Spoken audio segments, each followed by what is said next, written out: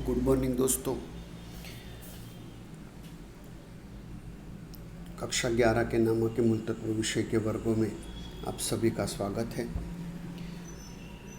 दोस्तों, पिछले वीडियो में हमने खरीद बही अंतर्गत साधारण खरीद बही के बारे में जानकारी प्राप्त की थी और साधारण खरीद बही के संदर्भ में उदाहरण नंबर 1 का अभ्यास किया था। दोस्तों, आज हम खरीद बही अंतर्गत खानों वाली खरीद बही के बारे में पढ़ाई करेंगे।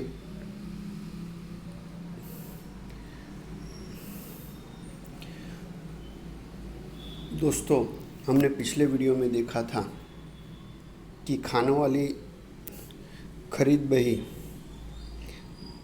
2 ढंग से तैयार की जाती है।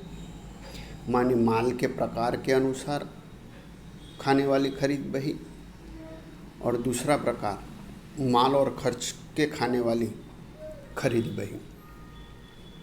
दोस्तों, ये 2 प्रकार के अंतर्गत इस साल कोरोना की महामारी के कारण आपके अभ्यासक्रम में जो बदलाव किए गए हैं उस अंतर्गत माल और खर्च के खाने वाली खरीद बही के बारे में इस साल आपको एग्जाम्पल नहीं पूछा जाएगा। केवल माल के प्रकार के अनुसार खरीद बही तैयार करने के संदर्भ में आपको प्रश्न पूछे जा सकते हैं। तो माल के प्रकार के अनुसार खाने वाली खरीद बही के बारे में पढ़ाई करेंगे। दोस्तों, जब व्यापारी एक से अधिक प्रकार के माल की खरीदी करता हो तब प्रत्येक प्रकार के माल की विगत और माहिती माने जानकारी मिलती रहे, इसके लिए साधारण खरीद बही के बदले माल के प्रकार अनुसार खाने वाली खरीद बही तैयार की जाती है। दोस्तों,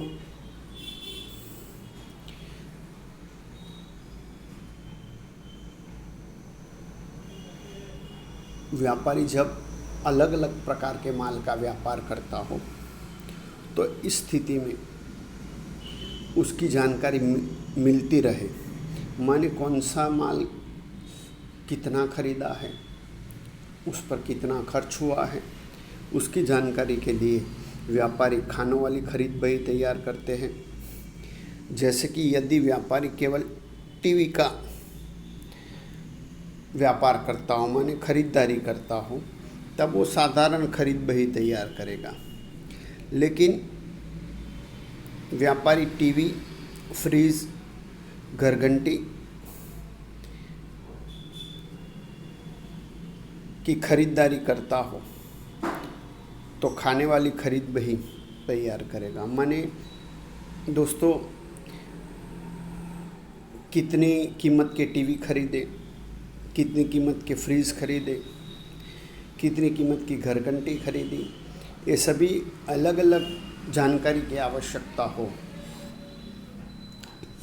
तो ऐसी स्थिति में व्यापारी अगर खाने वाली खरीद बही तैयार करे तो आसानी से वो जानकारी प्राप्त कर सकता है। इसलिए अलग अलग प्रकार की खरीदारी करने वाला व्यापारी खाने वाली खरीद बही तैयार करेगा। दोस्तों, खाने वाली खरीद बही का नमूना निम्नानुसार होगा। शीर्षक बनेगा श्री खाली जगह की खरीद बही। मानी जिस व्यक्ति की खरीद बही तैयार करते हैं वो रिक्त स्थान में उसका नाम लिखा जाएगा। दोस्तों, इसमें भी खाने पहले 4 खाने तो साधारण खरीद बही के अनुसार ही बनेंगे। पहला खाना बनेगा तारीख का, दूसरा व्यापारी का नाम, तीसरा आवक बिल नंबर या आवक बीजक नंबर, चौथा खाता बही पृष्ठ नंबर। अब दोस्तों, 5वां खाना जो बनेगा, 5वीं कॉलम बनेगी, वो व्यापारी जिन जिन माल की खरीदारी करता है उस हिसाब से वो खाने बनेंगे। अगर व्यापारी टीवी, फ्रिज, घरघंटी का व्यापार करता है खरीदारी करता है। तो 5वीं कॉलम रकम अंतर्गत टीवी, फ्रीज और घरघंटी के खाने बनेंगे। चौथी कोई चीज़ की खरीदारी करता है तो चौथा खाना भी यहाँ बनेगा। और अंतिम खाना माने अंतिम कॉलम बनेगी दोस्तों कुल रकम की, माने एक ही तारीख में टीवी, फ्रीज और घरघंटी सब मिलाकर कितनी रकम की खरीदारी की है उसकी जानकारी के लिए ये तीसरी कॉलम अंतिम कॉलम बनेगी।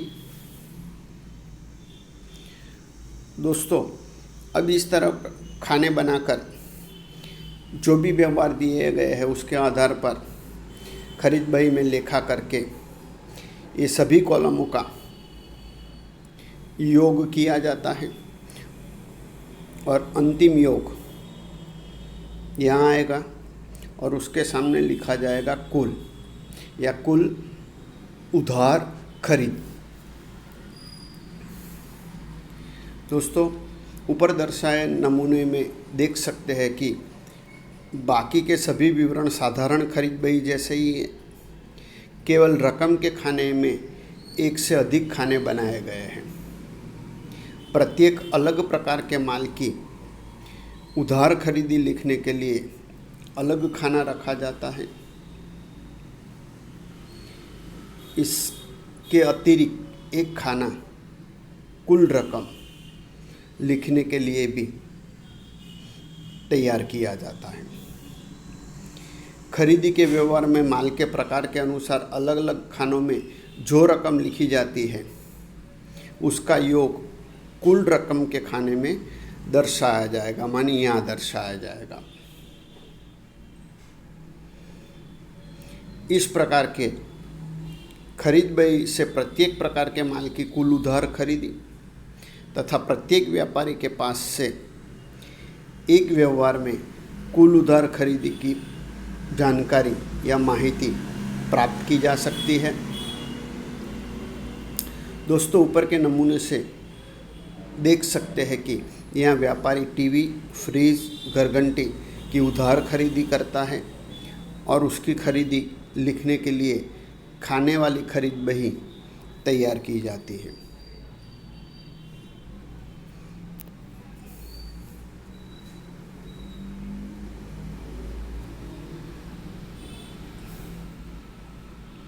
इस प्रकार से कपड़ा का व्यापारी अगर हो दोस्तों और वो पैंट, शर्ट, कुर्ता का धंधा करता हो तो ऐसा कपड़े का व्यापारी पैंट, शर्ट, कुर्ता ऐसे 3 खाने वाली खरीद बही तैयार करेगा। उसी तरह फर्नीचर का अगर व्यापारी हो और फर्नीचर का व्यापारी टेबल, कुर्सी और अलमारी का व्यापार करता हो, खरीद बिक्री करता हो तो खरीद बही में वो टेबल, कुर्सी और अलमारी ऐसे 3 खाने रखेगा। संक्षेप में खाने कितने रखने हैं उसका आधार दोस्तों व्यापारी कितने प्रकार के माल की उधार खरीदी करता है उस पर निर्भर है। मानी व्यापारी जितने प्रकार के माल का व्यापार करता होगा खरीद बही में वो उतने खाने तैयार करेगा।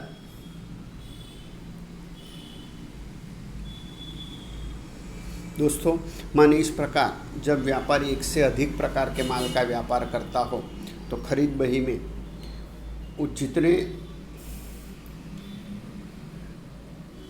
प्रकार के माल का व्यापार करता है उतने खाने वो रखेगा।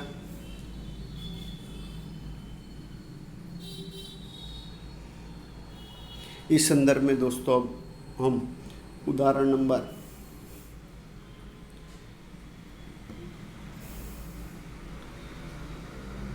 2 का अभ्यास करेंगे।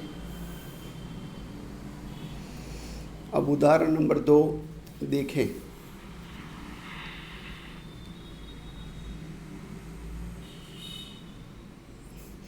तो निम्नलिखित व्यवहारों से श्रीजी फर्नीचर मार्ट की बही में खाने वाली खरीद बही तैयार कीजिए। माने श्रीजी फर्नीचर मार्ट की खरीद बही तैयार करनी है और खाने वाली खरीद बही तैयार करनी है। दोस्तों, श्रीजी फर्नीचर मार्ट टेबल, कुर्सी और अलमारी के लेन देन का धंधा करता है, ऐसा हमें बताया गया है। और खरीद बही तैयार करनी है तो हमें खरीद बही में टेबल, कुर्सी और अलमारी के खाने रखने होंगे।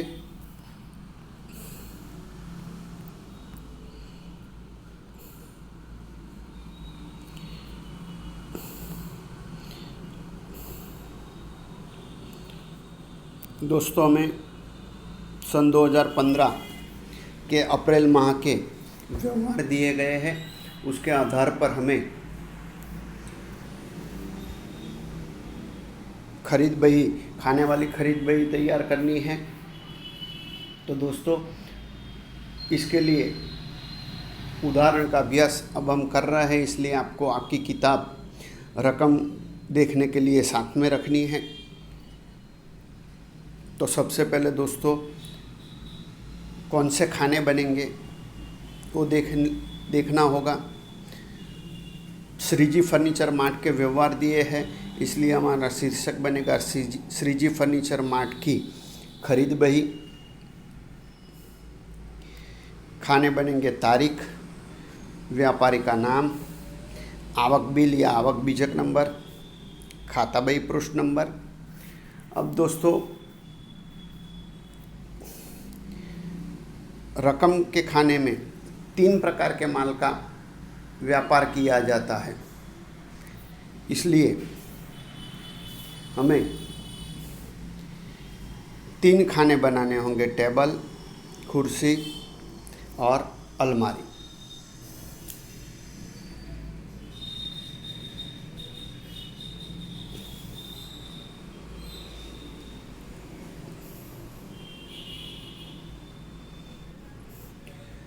और अंत में कुल रकम का खाना बनेगा।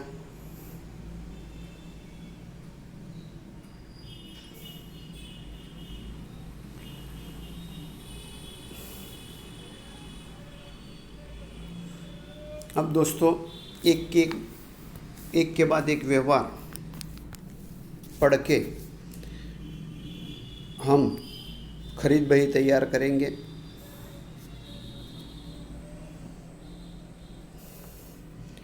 सबसे पहला व्यवहार पढ़े तो 1 तारीख को श्री राम फर्नीचर मार्ट के पास से 10 नंग टेबल 1000 प्रति नंग, माने एक टेबल की कीमत 1000, ऐसे 10 नंग टेबल खरीदे।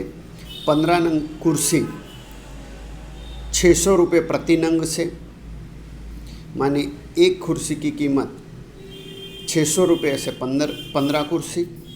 5 नंग अलमारी प्रति 3000 के भाव से, माने एक अलमारी की कीमत 3000, ऐसे 5 अलमारी खरीदी। साख का समय 1 मास और बीजक नंबर 99, माने 1 माह की साख पर खरीदारी की गई है और उधार खरीदी है, इसलिए यहाँ तारीख के खाने में सबसे पहले वर्ष लिखा जाएगा 2015, उसके नीचे माह अप्रैल और उसके बाजू में 1 तारीख। श्री राम फर्नीचर मार्ट से खरीदारी की गई है, इसलिए व्यापारी के नाम में श्री राम फर्नीचर मार्ट खाता। आवक बिल नंबर 99, खाता बही पृष्ठ नंबर नहीं है दोस्तों, इसलिए डैश लिखा जाएगा। अब टेबल की कीमत टेबल के खाने में लिखेंगे। 10 नंग टेबल खरीदे हैं, प्रति नंग 1000 का भाव है, माने 1000 गुना 10 करने पर टेबल की कीमत होगी 10,000। कुर्सी 15 नंग है और 600 का भाव है, तो 15 गुना 600 करने पर कुर्सी की कीमत होगी 9,000। अलमारी 5 नंग 3000 के भाव से, माने उनका गुना करने पर अलमारी की कीमत होगी 15,000। दोस्तों, टेबल, कुर्सी और अलमारी तीनों की कीमत का योग होगा 34,000 जो कुल रकम के खाने में लिखा जाएगा। 5 तारीख का व्यवहार पड़े तो श्री कृष्ण फर्नीचर मार्ट के पास से 10 नंग टेबल 1200 प्रति नंग और 12 नंग अलमारी 2500 प्रति नंग के भाव से 10% व्यापारी बट्टा से खरीदा। दोस्तों 10% व्यापारी बट्टा से खरीदा है तो लेखा करते वक्त रोज नामचा में भी हमने देखा था कि रोज नामचा लिखते वक्त हम व्यापारी बट्टा कुल कीमत में से घटाकर शुद्ध कीमत का लेखा करते थे। बीजक नंबर 126, आधी रकम तुरंत रोकड़ में चुका दी। दोस्तों आधी रकम तुरंत रोकड़ में चुका दी है, लेकिन नियम के आधार पर ये व्यवहार आधा उधारी का और आधा रोकड़ का हुआ, इसलिए पूरा उधार या साख का व्यवहार मानकर पूरी रकम से यहाँ लेखा करेंगे। तो 5 तारीख श्री कृष्ण फर्नीचर मार्ट खाते का आवक बिल नंबर 126 दिया है। खाता बही पृष्ठ नंबर डैश।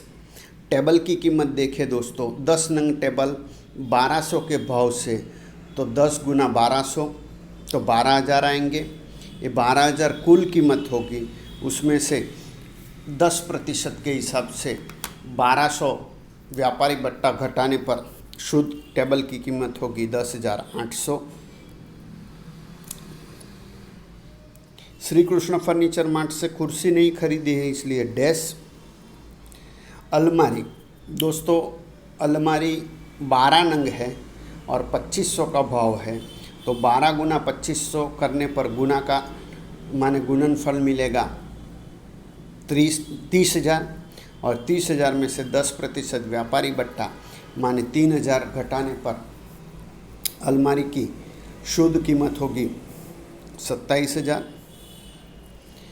अब टेबल और अलमारी दोनों की खरीदारी का योग करने पर कुल रकम में योग लिखा जाएगा 37,800। अब दोस्तों 10 तारीख का व्यवहार देखें तो टिप्पणियाँ लागू हो रहा है कि 5 अप्रैल के व्यवहार में रोकड़ भुगतान 19,800 होगा, क्योंकि टोटल खरीदारी दोस्तों 37,800 है जो हमने पूरी उधार मानकर लेखा किया है, लेकिन उसमें से आधी रकम तुरंत चुकाई, इसलिए 37,800 की आधी रकम 18,900 रोकड़ बही में लिखी जाएगी। 10 तारीख का व्यवहार शिवम साइकिल स्टोर से 3500 की साइकिल खरीदी। दोस्तों साइकिल संपत्ति के संदर्भ में व्यवहार है, इसलिए उसका लेखा मुख्य रोजनामचा में किया जाएगा, जिसकी टिप्पणियाँ लिखी हुई है।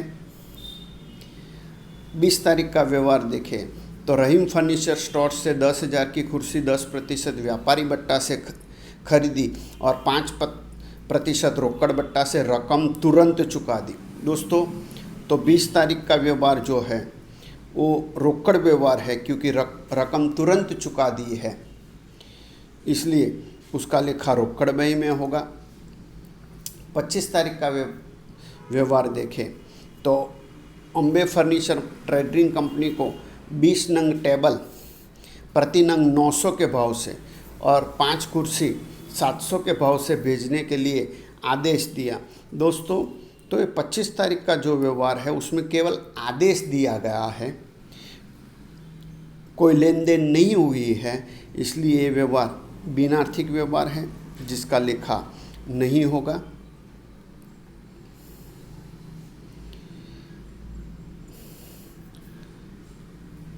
अब 30 तारीख का व्यवहार देखें तो महेश भाई के पास से बिल नंबर 500 के अनुसार 5 नंग टेबल प्रति नंग 1200 के भाव से, 20 नंग कुर्सी प्रति नंग 600 के भाव से और 8 नंग अलमारी 2500 के भाव से 10% व्यापारी बट्टा से खरीदी। तो ये व्यवहार दोस्तों साख का है, इसलिए 30 तारीख व्यापारी का नाम महेश भाई खाता, बिल नंबर 500, 5 नंग टेबल 1200 का भाव। तो दोस्तों 5 गुना 1200 करने पर 6000 गुणनफल प्राप्त होगा। उसमें से 10% के हिसाब से 600 बट्टा काटने पर टेबल की शुद्ध कीमत होगी 5400। 20 नंग कुर्सी 600 के भाव से, तो 20 गुना 600 करने पर गुणनफल 12000, उसमें से 10% बट्टा घटाने पर कुर्सी की शुद्ध कीमत 10800। और 8 नंग अलमारी 2500 के भाव से, तो गुणनफल 12000 नहीं, गुणनफल 220,000। 20,000 में से 10% बट्टा 2000 घटाने पर अलमारी की शुद्ध कीमत 18,000। दोस्तों यहाँ टेबल कुर्सी और अलमारी तीनों की कीमत का योग होगा 34,200। दोस्तों ये तीनों खरीदारी जो है उसका योग हो रहा है 1,06,000। तो 1,06,000 से खरीद खाते में उधार पक्ष में 1,06,000 से लेखा किया जाएगा। उसी तरह दोस्तों यहाँ टेबल की कुल खरीदारी का योग 26,200 होगा, कुर्सी की खरीदारी का योग 19,800 और अलमारी की खरीदारी का योग 60,000 होगा। तो इस प्रकार से दोस्तों हमें खाने वाले खरीद बही तैयार करनी है। दोस्तों यहाँ पहला जो टिप्पणी लिखा है कि कुल उधार खरीदी 1,06,000 से खरीद खाते में लेखा होगा, वो नहीं लिखेंगे तो चलेगा, लेकिन ये दूसरी टिप्पणी है जो दूसरी तीसरी वो आपको एग्ज़ाम में भी लिखनी आवश्यक है।